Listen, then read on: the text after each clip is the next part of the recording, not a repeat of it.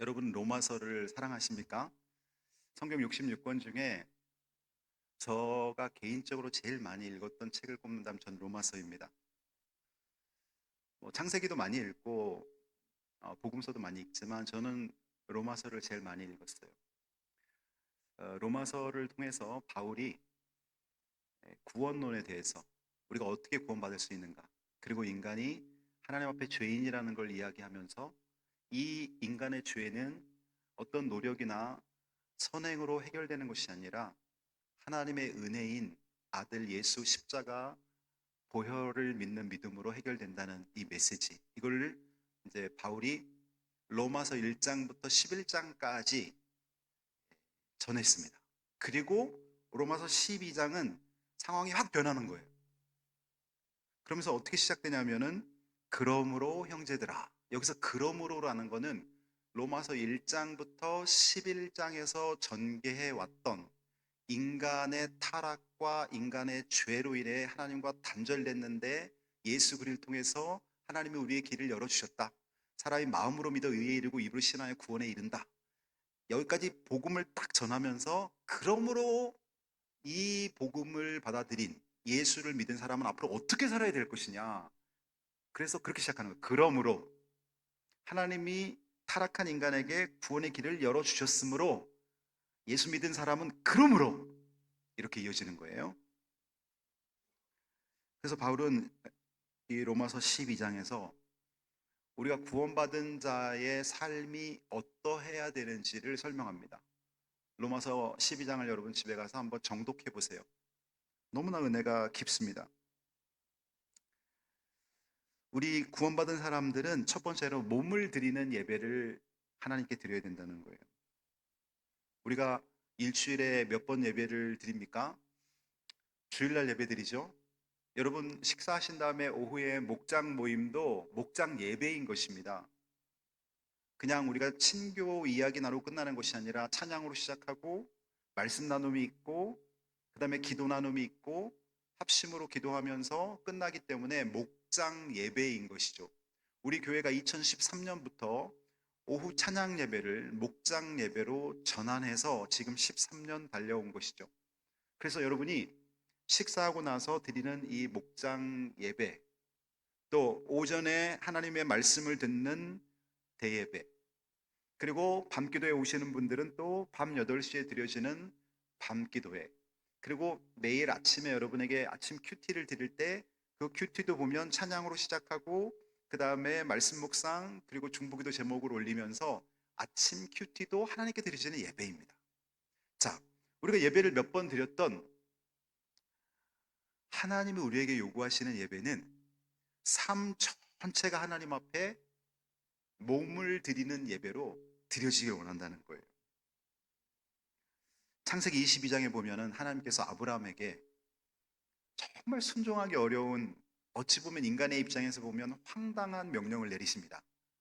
하나님께서 자녀가 생기지 않는 아브라함과 사라 사이에서 아브라함 나이 99세, 사라 89세, 너에게 아들이 있을 것이다.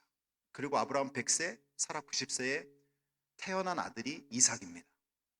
그런데 그 이삭이 이제 쭉 성장을 해서 정확한 나이는 알 수 없지만 뭐 한 청소년기에 접어들지 않았겠습니까? 아니면 초등학교 고학년? 그 정도쯤 나이에 아니 갑자기 내 아들 이삭을 번제로 드리라는 거예요. 번제로 드린다는 거는 여러분 번제를 본 적이 있어요? 번제는요, 소, 양, 염소, 뭐 비둘기는 번제로 잘 안 드리지만 이 구약의 제물을 하나님께서 이스라엘 백성의 죄를 그 소에게 전가시킨 후에 그 우리 인간이 죄로 인해 죽어야 되는 걸 소가 죽는 거예요. 그러면 그 소를 뭐 이런 창자나 이런 부분들 제거할 부분들을 제거한 다음에 번제단 위에 올려놓고 불을 태워서 그 향기를 하나님 받으시는 게 번제입니다. 불에 태워서 드리는 제사, 이게 번제입니다. 아니 어떻게 아들을 불에 태워 죽입니까? 하나님이 사랑의 하나님이시고 공의의 하나님이신데 왜 인신 제사를 원치 않는 하나님이 이런 명령을 하실까? 정확히 보셔야 돼요. 하나님은 아브라함에게 아들 이삭을 번제로 요구하신 것이 아니라 아들에게 집착하는, 그래서 하나님을 향한 사랑보다 아들을 향한 사랑이 더 강하게 우선시되는 그 아들을 향한 집착을 번제로 드리게끔 만든 거예요. 왜 그러냐면은 하나님 벌써 아브라함과 이삭이 번제를 드리러 순종하고 산에 오를 때 그 수풀에 양 한 마리가 걸려서 있도록 만드셨어요. 준비하셨단 말이에요. 그래서 그 수풀에 걸린 양을 가지고 여호와의 산에서 준비되리라라는 여호와 이레라는 말이 나왔죠. 하나님이 준비해 놓으신다는 거예요. 우리가 순종하면 하나님이 우리 삶에 준비해 놓으셨다는 거예요. 여러분이 여러분 자녀들을 하나님 우선순위와 말씀 중심으로 양육하잖아요. 그러면 세상적으로 손해볼 것 같은, 교회 예배 생활하고 교회 봉사 생활하면서 손해볼 것 같은 것들을 하나님이 다 그거 수십 배 수백 배 가치로 환산할 수 없는 것들을 하나님 준비해서 주신다는 거예요. 여러분, 만남의 복 같은 거는요, 우리가 아무리 노력해도 안 되는 거예요. 여러분 자녀들이 앞으로 스승을 만나고요, 직장에 가서 상사를 만나고요, 배우자감을 만나게 될 텐데 그거 여러분 부모가 할 수 있어요? 없어요. 근데 그 만남이 그 어떤 것보다 중요하잖아요. 하나님이 하시는 거죠. 그러니 우리는 하나님 중심으로 살아야 되는 것이죠. 몸을 드리는 예배. 아브라함이 정말 어려운 명령에 순종하고 아들 이삭과 함께 그 산에 가서 아들을 이삭을 번제로 드리려고 올라갈 때 정말 이삭을 죽이려고 손을 대려고 할 때 하나님이 급하게 명령을 내리십니다. 아브라함아, 아브라함아, 내 아들 독자 이삭에게 손대지 말아라. 이제야 너가 나를 경외하는 줄 내가 알았다. 그러니까 하나님은 결국 하나님을 경외하기 위해서 우리가 하나님보다 더 집착하는 것들을 번제로 드리기를 원하신다는 거예요.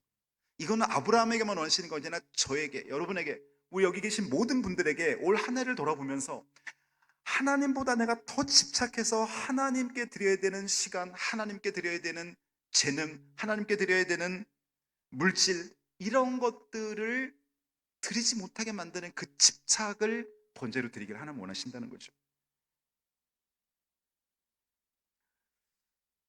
빌리그레암 목사님은 이런 말씀을 로마서 12장 1절을 설교하면서 자주 이런 표현을 했어요. 빌리그레암 목사님의 표현입니다. 하나님께 여러분의 인생을 백지수표로 드리십시오. 금액을 적는 것은 하나님이 하실 일입니다. 어떤 분은 하나님께 백지수표를 드리는데, 하나님 저 자녀들 다 키우고 이제 한 60 정도 되면 제가 하나님께 봉사할게요. 그 백지수표에다 60세라고 적어서 드리는 분이 있어요, 기도할 때. 어떤 분은 또 하나님 저는 하나님이 정말 원하시는 그 부분이 있는데 자꾸 피해가면서 주변 것만 자꾸 백지수표에다 씁니다. 그런데 그것은 하나님을 향한 헌신이 아니에요. 하나님은 나의 창조주이시고 하나님은 하나밖에 없는 아들을 십자가에 못 박아서 나를 구원한 내 인생의 주인이십니다. 우리가 주인, 청지기가 주인 앞에 하나님 저를 사용하셔서 하고서 백지수표를 만일 딱 거기다 하나님이 주신 명령에 순종하겠습니다 드리는데 거기다 내가 원하는 걸 적어서 드립니까? 아니에요. 하나님이 거기 적는 거예요. 너는 이수교의 성가대와 찬양단으로 봉사하거라. 너는 교회학교 어린이와 청소년들을 사랑하니까 교사로 섬기거라. 하나님이 쓰시는 거예요. 거기다가 하나님이 내가 너에게 선교에 특별한 마음을 주었으니 너는 선교사님들을 후원하고 앞으로 교회에서 선교의 일을 할 때 제일 앞장서서 네가 감당해봐라. 하나님이 선교 부분에 쓰시는 거예요. 진짜 헌신은요, 조건 없는 헌신이에요. 근데 우리는 하나님, 제가 여기까지 드리겠습니다. 이것은 제외해 주세요. 이 결정은 제가 하겠습니다 하면서 자꾸 미루지요. 근데 여러분, 내일을 보장받은 사람이 있습니까? 없어요. 저는 지난주 목요일 날 제가 춘천에 있는 한림대병원을 다녀왔어요. 제가 50대 중반인데 제 친구 목사님이 강원도 모 교회에서 목회하는데 뇌출혈로 쓰러졌어요. 그래서 어, 우리 동기들이 많이 놀랐어요. 이제 저희 동기들 중에도 이렇게 암에 걸리시고 뇌출혈로 쓰러지시는 분이 생기는구나. 여러분, 하나님이 지켜주지 않으면, 그리고 지금 하나님 앞에 내가 헌신하지 않으면 내일은 없는 거예요. 내일을 보장받는 사람은 없는 거예요. 자꾸 우리는 이거 해결하고 할게요, 저거 해결하게 할게요. 자꾸 우리가 하나님 앞에 백지수표에 뭔가를 적습니다. 근데 그것은 온전한 헌신이 아니에요. 하나님은 지금 원하시는, 지금 사랑하길 원하고, 지금 내가 너의 예배를 받길 원하고, 지금 너의 모습으로 찬양하는 걸 원하고, 지금 너를 통해서 네 친구를 전도하길 원하고, 이렇게 하나님 원하시는 거예요. 그래서 우리는 예배 시간에 드리는 예배만 예배가 아니라 우리 삶 전체를 하나님 앞에 하나님 중심으로 드리는 예배를 살아야 된다는 것입니다. 두 번째는요, 이 세대를 본받지 말아야 합니다. 세대를 본받지 말아라. 오늘 본문에 보면 너희는 이 세대를 본받지 말고 오직 마음을 새롭게 함으로 변화받아서 하나님의 뜻을 분별해라. 이 세대를 본받지 마라. 그럼 이 세대가 뭘 말하는 걸까요? 제너레이션. 한 세대를 우리가 보통 예전엔 30년, 예전에 20년, 지금은 30년으로 보죠. 그럼 이 세대라는 건 뭐냐 하면은 연령층을 말하는 게 아니에요. 이 세대는 지금 우리 자녀들, 그리고 우리가 살아가는 이 세상의 풍조, 이 세상 사람들이 추구하는 삶의 가치, 이걸 말하는 거예요. 하나님과 단절되어 있는 세상 사람들이 살아가는 삶의 가치를 본받지 말라, 그런 뜻입니다. 여러분, 그리스도인은 세상의 흐름을 따라가는 사람이 아니라 복음의 방향을 따라 사는 사람들입니다. 세대를 본받지 않는다는 것은 세상과 담을 쌓고 살라는 것이 아니라 세상 속에서 살되 다른 기준으로 살으라는 거예요. 하나님이 기뻐하시는 가치관으로 살으라는 거예요. 성경에 보면은 다니엘이라는 인물이 있어요. 다니엘 1장 8절에 보면 이제 바벨론이 당시 강대국으로서 이스라엘이 바벨론에게 멸망하고 이스라엘의 엘리트들을 잡아갔어요. 거기서 바벨론식으로 세뇌 교육을 시켜요. 그 중에 한 명이 다니엘입니다. 다니엘은 바벨론의 포로로 끌려갔지만 하나님을 믿지 않는 바벨론식 사상에 젖어들지 않기 위해서 그는 부단히 노력합니다. 바벨론에서 우상 숭배하고 남은 고기들, 우상 숭배하고 나온 고기들, 특별히 돼지고기, 성경에서 당시 레위기에서 금하고 있던 이런 우상 숭배 제물들이 이스라엘 사람들한테 공급되는 거예요. 근데 그걸 알았던 다니엘은 음식을 딱 거부합니다. 저는 채소만 먹겠습니다. 우상 숭배로 나오는 하나님이 부정하다고 말한 것들을 난 먹지 않겠습니다. 근데 어떤 일이 일어난 줄 아세요? 다니엘의 얼굴이 고기를 먹는 사람들보다 더 광채가 나요. 다니엘의 지혜가 바벨론의 고위 관리들이나 술객들보다 훨씬 뛰어난 거예요. 게임이 안 되는 거예요. 그러니 당시 다리오 왕, 바벨론의 다리오 왕이 이 다니엘을 너무너무 사랑했어요. 그런데 그 고위 관리들이 다니엘을 이제 감옥에 가두려고 온갖 계략을 꾸면서 결국 다니엘이 하나님을 예배한다는 이유로 사자굴에 던져지잖아요. 근데 하나님이 사자들의 입을 막으시고 다니엘을 살려냅니다. 그리고 나서 다리오 왕이 이 다니엘을 만나고 나서 하나님이 살아계시다는 걸 느끼고 그를 어, 감옥에 가두려고 계략했던 사람들을 오히려 벌을 내립니다. 놀라운 일이 벌어지는 것이죠. 여러분, 미국의 세계적인 프랜차이즈 기업이 있는데요. 칙필레라는 기업이에요. 저도 여기 가서 뭐 햄버거를 아직 사 먹어보진 않았는데 우리나라로 말하면 버거킹이라던가 맥도날드 같은 그런 햄버거, 치킨 이런 것들을 파는 기업이에요. 그 사진 한번 볼래요? 여러분, 이 칙필레라는 데서 음식 드셔보신 분 있으세요? 이 칙필레는 트렛 캐시라는 사람이 세운 기독교 신앙인이 이 기업을 세웠는데요. 이 기업은 지금까지도 세계적으로 아주 유명한 기업인데 불구하고 주일날 문을 열지 않습니다. 주일날 모든 직원들이 하나님을 예배할 수 있게끔 주일날 문을 열지 않아요. 사람들이 막 난리였죠. 왜냐하면 주일에 문을 열면 한 해에 그 주일에 벌어들이는 돈이 수조 원에 이를 수 있기 때문에 주일에만 그걸 따질 때. 그리고 시대가 변했는데 아이 뭐 주일날 문 열고 또 하나님의 일을 하려면 하면 되지 이렇게 주장하는 사람이 많았지만 이분은 아주 단호합니다. 그러면서 이 투엣 키시가 말을 합니다. 우리는 하나님께 순종하기 위해 문을 닫았습니다. 결과는 하나님께 맡깁니다. 그런데 이 칙펠레라는 이 회사, 이 매장들이 전 세계로 확장되면서 너무 잘 되는 거예요. 여러분도 미국 가시면 한번 꼭 들려서 식사해 보시고요. 이 사장님의 사진을 한번 보여드릴게요. 이 중앙에 있는 이분이 바로 이 트루엣 키시라는 신앙의 기업인이고요.